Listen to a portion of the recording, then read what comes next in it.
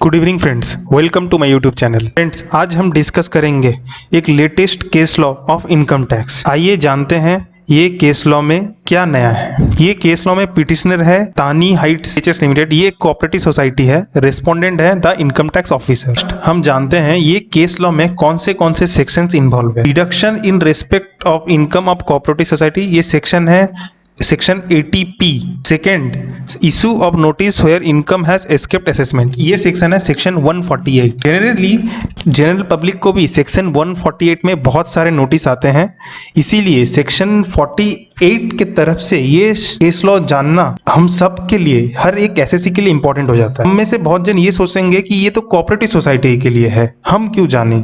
But कोई भी individual हो, कोई भी हो, उसके लिए जब असेसमेंट होता है तो जो असेसमेंट प्रोसीडियर है सबके लिए एक है। इसी वजह से सेक्शन 148 क्या कहता है ये हमें जानना अच्छे से जरूरत है। सेक्शन 148 का स्कोप हमें इस केस लॉ से पता चलता है। आइए जानते हैं इसमें फैक्ट क्या था। जैसे कि आप सब स्क्रीन में देख रहे हैं, पिटिशनर एक housing society registered under Maharashtra cooperative society है। इन्होंने अपना रिटर्न फाइल किया 31 जुलाई 2013 को assessment for the assessment year 13-14, declaring A total income of ₹11 lakh after claiming A deduction of ₹2.62 lakh under section 80P। Return of income was selected for scrutiny. इसका जो इन्होंने जो return भरा था वो स्क्रूटनी के लिए सिलेक्ट हुआ। साथ ही में सेक्शन 143 सबसेक्शन 2 में इनको नोटिस भी प्रोड्यूस किया गया। इनको सेक्शन 142 सबसेक्शन 1 में एक नोटिस इशू हुआ था जिनमें इन एसएससी को various details from the petitioner including computation of income, annual account, bank statement, details of various deduction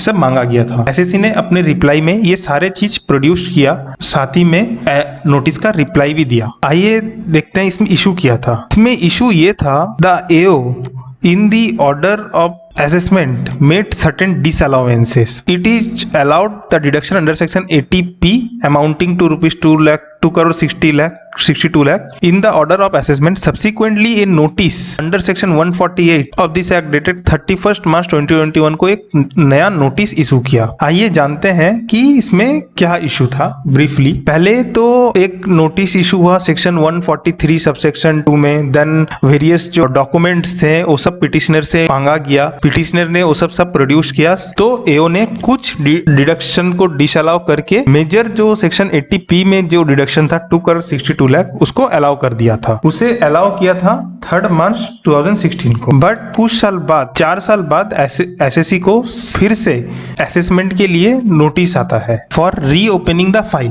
SSC ने इसके लिए ऑब्जेक्शन किया। ऑब्जेक्शन जो रेस किया गया था for reopening the file by the petitioner, there was no failure on the part of the assessee to disclose fully और truly all material fact before the AO during the assessment proceedings under section 143 subsection 3. It is also stated by the petitioner that there was no new tangible material with the AO based upon which the assessment could be reopened and that a reappraisal existing material would amount to review a change of opinion which was impermissible in view of the various pronouncement of this subject. SSC का ये कहना था कि SSC ने at the time of assessment कोई भी material fact ऐसा कुछ छुपा के नहीं रखा जो जरूरी था एओ के सामने प्रोड्यूस करना। सो ऑन दैट बेसिस ये केस फिर से रीओपन नहीं होना चाहिए। आइए जानते हैं कोर्ट ने क्या कहा। The court in this judgement produce to allow the petitioner to set aside the notice only on the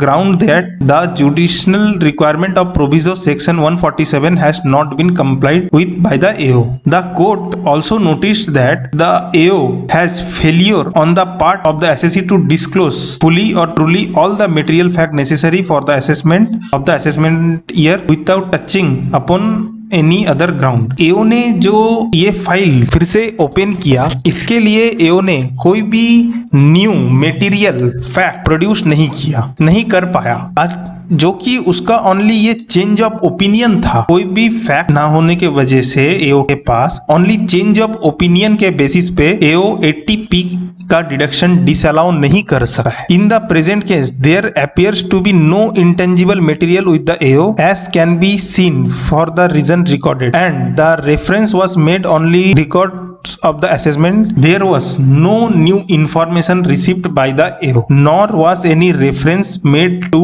any new material on record. Reopening in the absence of any new tangible material would be nothing but a change of opinion which would not furnish to the AO a basis for his reason to believe that income chargeable to tax had income escaped assessment. Where are the opinion that this notice is unsustainable on account of this jurisdictional error committed by the AO. Consequently, the petition is allowed. इसका अगर हम summary देखें ये case law का, ये summary this is very important. मोटा मोटा ये कहा जाता है सेक्शन 148 के लिए, आप वो केस कोई भी केस को रीओपन नहीं कर सकते on the basis of change of opinion. आपको सेक्शन 148 में अगर कोई मेटेरियल फैक्ट आपको नया से मिलता है जो ट्रूली और फेयरली एसएससी ने आपके सामने प्रोड्यूस नहीं किया था, एओ के सामने प्रोड्यूस नहीं किया, then only you can reopen the case under section 148। In general the law in India provides that an assessment can be reopened under section if the AO has reason to believe that income chargeable to tax has escaped assessment. Various case Supreme Court ने भी various case law में ये कहा है reopening